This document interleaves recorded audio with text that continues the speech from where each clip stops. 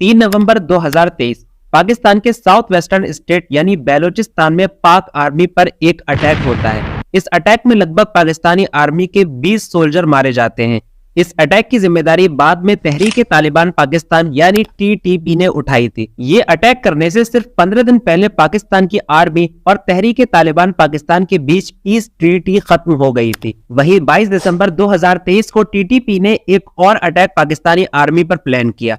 अब की बार 23 सोल्जर मारे गए। जुलाई 2023 में पाकिस्तान और अफगानिस्तान की बॉर्डर से सटे एक गांव में एक पॉलिटिकल रैली हो रही थी। इस रैली में अचानक एक ब्लास्ट हो जाता है और इसमें 60 लोग मारे जाते हैं। कुल मिलाकर 2023 में ही पाकिस्तान के अंदर 517 टेररिस्ट अटैक हुए। इतने तो पूरी साल में दिन भी नहीं थे और ये पाकिस्तान में टेररिस्ट अटैक के मामले में पिछले 8 सालों में सबसे हाईएस्ट रिकॉर्ड है। दोस्तों, अगर आप पाकिस्तान की ज्योग्राफी देखेंगे तो आपको पता लगेगा कि पाकिस्तान 4 हिस्सों में बटा हुआ है: सिंध, पंजाब, खैबर पख्तूनख्वा और बलोचिस्तान।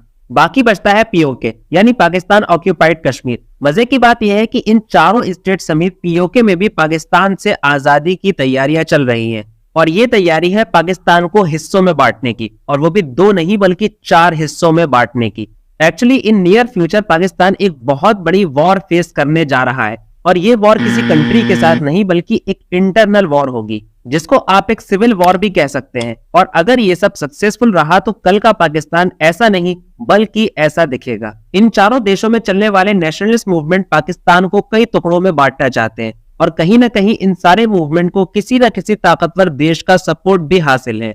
अब सिर्फ 4 स्टेट में फैले हुए इस देश में ये नेशनलिस्ट मूवमेंट क्यों उठ रहे हैं और आखिरकार क्यों ये पाकिस्तान के टुकड़े करना चाह रहे हैं, इस चीज का जवाब हासिल करने के लिए आपको जाना पड़ेगा 1948 में।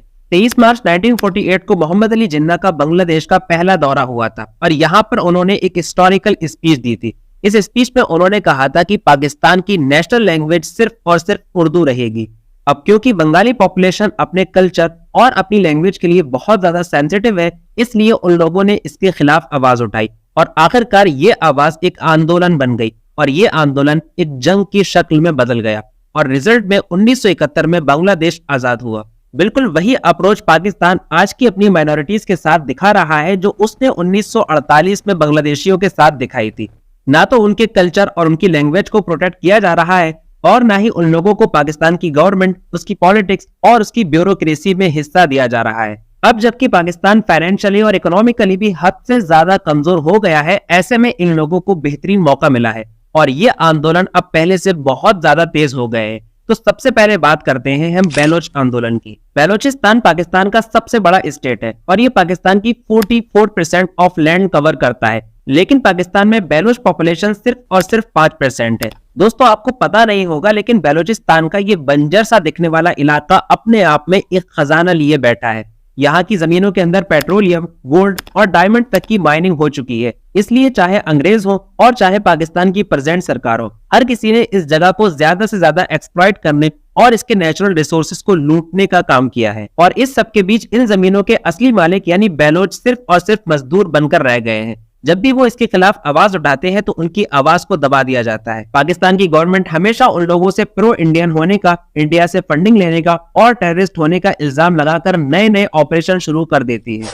बलोचिस्तान के लोगों का ये तक कहना है कि अगर कोई एक इंसान क्राइम करता है तो उसके क्राइम के बदले उसके पूरे के पूरे गांव साफ कर दिए जाते हैं, घरों पर बिल्डोजर चला दिए जाते हैं, लोगों को किडनैप कर दिया जाता है और सालों तक उनका अता पता नहीं मिलता। पाकिस्तान में लगभग हर वक्त बलोच लोगों के प्रोटेस्ट जारी रहते हैं और ये प्रोटेस्ट कभी अपने पॉलिटिकल राइट्स के लिए होते हैं, तो कभी अपने किडनैप किए हुए लोगों की वापसी के लिए, तो कभी अपने मरे हुए लोगों को इंसाफ दिलाने के लिए। बलोचों का ये कहना है कि उनके नेचुरल रिसोर्सेज को लूटने के लिए पाकिस्तान ने कभी भी उनको ताकतवर नहीं होने दिया। उनका जो भी पॉलिटिकल लीडर ऊपर उठा, पाकिस्तान ने या तो उसे असैसिनेट कर दिया या फिर उसको जेल में डाल दिया। आज भी हजारों बलोची पॉलिटिकल लीडर्स पाकिस्तान की अलग अलग जेलों में बंद हैं। इसलिए इन लोगों ने बहुत पहले ही पाकिस्तान के खिलाफ हथियार उठाना शुरू कर दिए। यहाँ पर एंट्री होती है तहरीक-ए-तालिबान पाकिस्तान की। ये ऑर्गेनाइजेशन अफगान तालिबान का एक पाकिस्तानी वर्जन है। ये लोग किसी नेशनलिज्म की तो बात नहीं करते, बल्कि इनका कहना है कि अफगानिस्तान की तरह पाकिस्तान को भी इस्लामिक स्टेट बनना चाहिए। यही नहीं बल्कि ये लोग पाकिस्तान के कई सारे ट्राइबल एरियाज पर अपना कब्जा भी किए हुए हैं इनकी अपनी सरकार है और इनका अपना कैबिनेट भी है। ये लोग इतने ज्यादा ताकतवर हो चुके हैं कि पाकिस्तानी आर्मी को कई बार इनके हमलों से परेशान होकर इनके साथ पीस एग्रीमेंट भी करना पड़ा है। अब बात करते हैं पश्तून मूवमेंट की। पश्तून भी बलोचों से कुछ ज्यादा अलग नहीं है। इनकी मेजॉरिटी पाकिस्तान के स्टेट खैबर पख्तूनख्वा में रहती है, जो कि पाकिस्तान और अफगानिस्तान की बॉर्डर पर लोकेटेड है। बलोच लोगों की तरह इन लोगों की भी पाकिस्तानी आर्मी से extra judicial killing, murder, kidnapping और होम डिमोलिशन जैसी शिकायत है। 18 अगस्त 2023 को पाकिस्तान की राजधानी इस्लामाबाद में सुप्रीम कोर्ट के सामने पश्तूनों का एक बहुत बड़ा प्रोटेस्ट होता है और इनके लीडर मंजूर पश्तीन ने खुलेआम पाकिस्तान की सरकार, ISI और वहां की आर्मी को धमकी देते हुए कुछ ये कहा था। बंगालियों ने उनके पतलून निकाले थे, मगर पख्तून और बलूच उनके चमड़े निकालेंगे।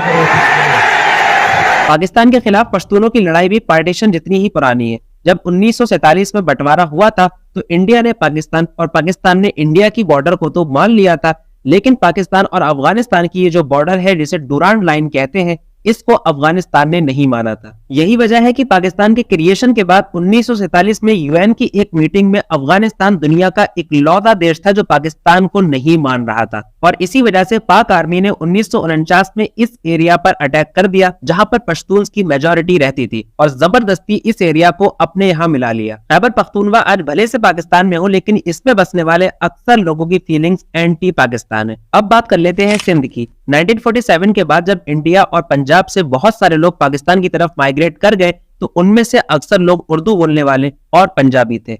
इनमें से अक्सर लोग पढ़े लिखे और इंटेलेक्चुअल माइंडसेट के थे। इसी वजह से जब वो वहां पहुंचे तो उन्होंने सिंधियों का कारोबार पूरी तरीके से खत्म कर दिया और इस इलाके के बिजनेस, पॉलिटिक्स और ट्रेड पर उन लोगों का कब्जा हो गया। सिंधी नेशनलिज्म में बिलीव करने वाले लोगों का ये कहना है कि ब्रिटिश एम्पायर ने सिंध को ऑक्यूपाइड किया और जबरदस्ती इसे पाकिस्तान को दे दिया और पार्टीशन के वक्त उनसे इस बात की इजाजत नहीं ली गई। सिंधी लोगों का ये भी कहना है कि पाकिस्तान की तरफ से उनके कल्चर और उनकी लैंग्वेज पर खतरा मंडरा रहा है। ये मूवमेंट वैसे तो 1947 से चल रहा है, लेकिन नियर पास्ट में इस मूवमेंट ने काफी तेजी पकड़ ली है। सिंध के बाजारों में अक्सर देखा जाता है कि लोग एंटी पाकिस्तान और प्रो सिंध रैली निकालते हैं। लेकिन इस सारे झगड़े के बीच एक बात ऐसी है जो आपको चौंकाएगी और वो ये है कि पाकिस्तान के जितने भी सरहदी इलाके हैं, चाहे वो इंडिया से मिलते हो या फिर अफगानिस्तान से मिलते हो, उनमें जितने भी मिलिटेंट्स हैं, इनको एक वक्त में पाकिस्तान ने ही पैदा किया था। जी हाँ, 1948 में जब पाकिस्तान ने कश्मीर पर हमला करके POK को ले लिया था तो उस वक्त उसने इस हमले के लिए पश्तून मिलिटेंट्स को बनाया था